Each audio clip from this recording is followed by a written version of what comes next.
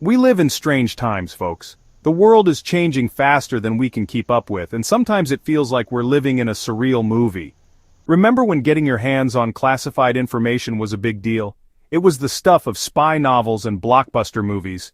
When journalists had to work their sources, risk it all for a glimpse behind the curtain, they'd meet in dark alleys, exchange cryptic messages, and sometimes even put their lives on the line. Well, those days are gone. The thrill of the chase has been replaced by the ease of a click. Now, top secret intel is just a poorly aimed text message away, a slip of the finger, and suddenly, the world knows what was meant to be hidden. Take, for instance, our good friend Pete Hegseth, the ever-so-serious Secretary of Defense. A man entrusted with the nation's most sensitive secrets.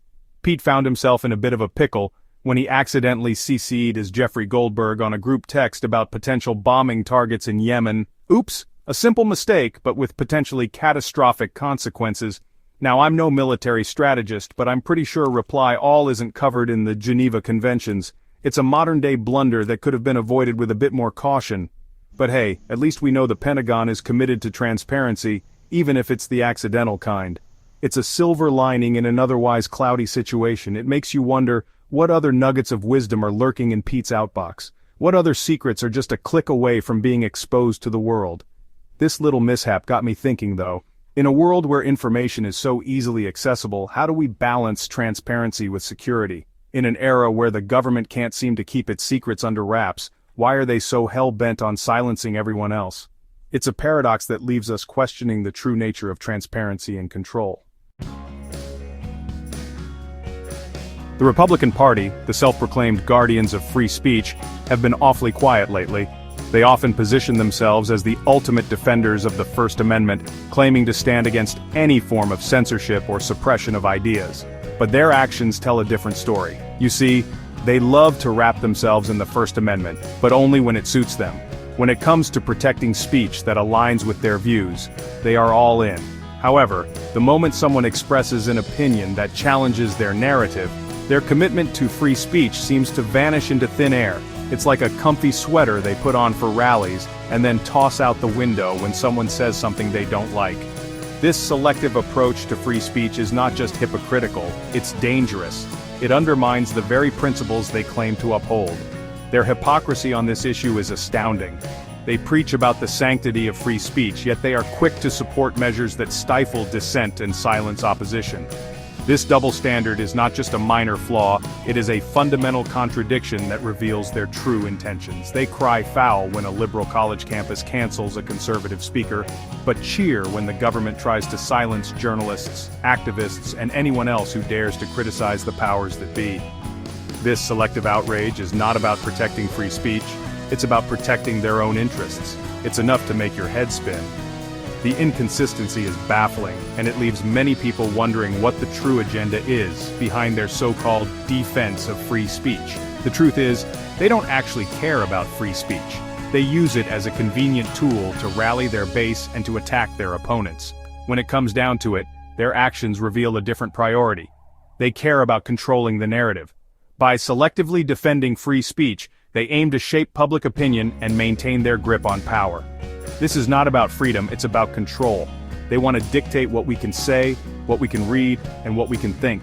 This is a direct attack on the fundamental freedoms that are supposed to be the cornerstone of our democracy. And they're willing to go to extraordinary lengths to make sure that happens. From passing restrictive laws to using propaganda, they will stop at nothing to control the narrative and suppress dissent. This is the real threat to free speech, and it's time we call it out for what it is. Let's talk about Donald Trump, the man who single-handedly turned fake news into a national rallying cry. Now, I'll be the first to admit that the media isn't perfect. We've all seen our fair share of biased reporting and sensationalized headlines. But Trump's attacks on the press went far beyond legitimate criticism. He called journalists the enemy of the people, accused them of treason, and even suggested that news organizations he didn't like should lose their licenses. Remember when he demanded that Bravo be shut down because of a reality show he didn't approve of? Apparently in Trump's America, the First Amendment only applies to. This kind of rhetoric is dangerous. It undermines trust in institutions, incites violence against journalists, and creates a climate of fear and intimidation. When the leader of the free world demonizes the press, it has real-world consequences. Trump's assault on free speech wasn't limited to the media. He went after anyone who dared to challenge his authority, from individual journalists to entire organizations. Remember when he banned the Associated Press from White House events because they refused to rename the Gulf of Mexico to the Gulf of America? Or how about the time he detained Mahmoud Khalil, a Columbia University student, for protesting against Israel? It seems like in Trump's America, the right to free speech depends on whether you're chanting USA or something a little less patriotic.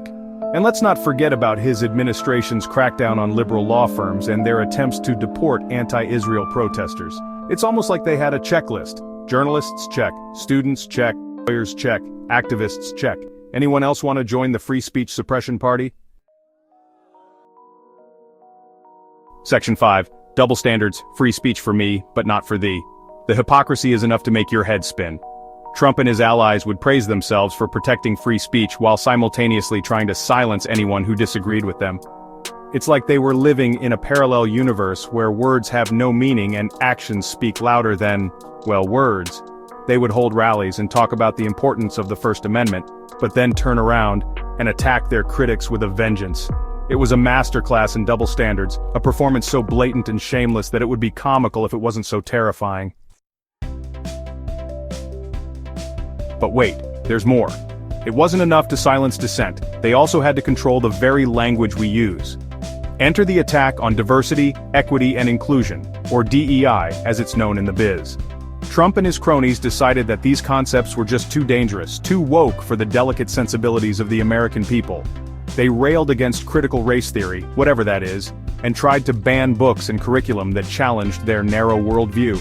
They even went so far as to create a list of blacklisted words for National Science Foundation staffers, which included such offensive terms as women, sex, and #MeToo. Because apparently, acknowledging the existence of half the population is a bridge too far. And just when you thought it couldn't get any more absurd, we come to the grand finale, the unflattering Colorado Capitol portrait incident. You see, Trump was not a fan of the portrait of himself that hung in the Colorado Capitol building. He found it, shall we say, unflattering. Now, I'm no art critic, but I'm pretty sure that's kind of the point of a portrait, to capture the essence of a person, warts and all. But Trump, being Trump, couldn't handle a little bit of unvarnished truth. So, he threw a tantrum, and Republican leaders, ever eager to please their dear leader, decided to remove the portrait. Because nothing says we're confident in our leadership like trying to erase all evidence of it. It was the perfect ending to a presidency defined by vanity, insecurity, and a complete disregard for the truth. But here's the thing, folks. This isn't just about Trump.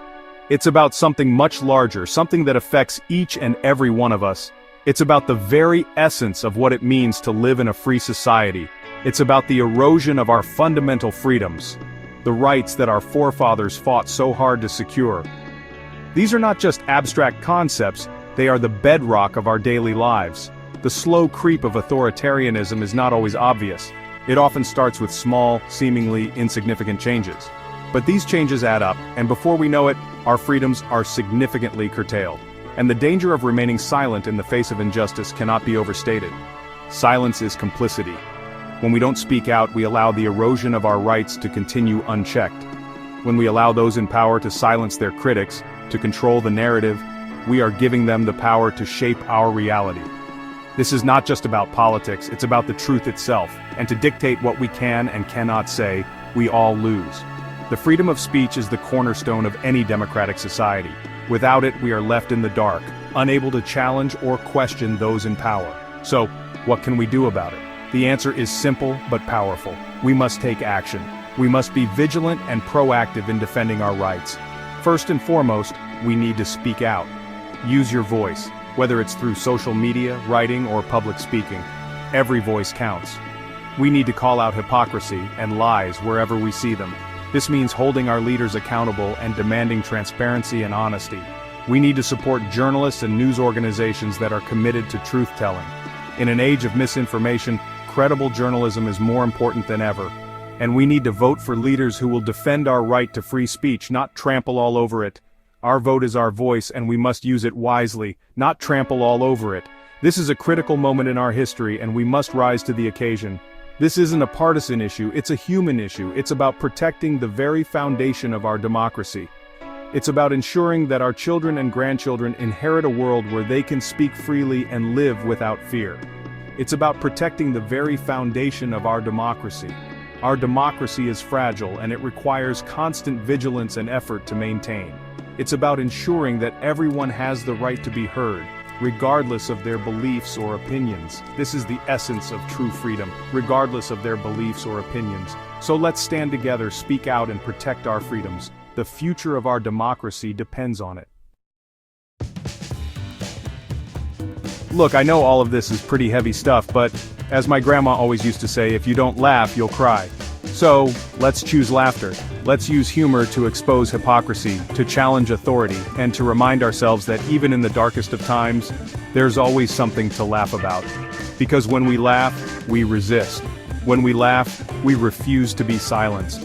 And when we laugh, we remind those in power that they may be able to control our words, but they'll never control our spirit.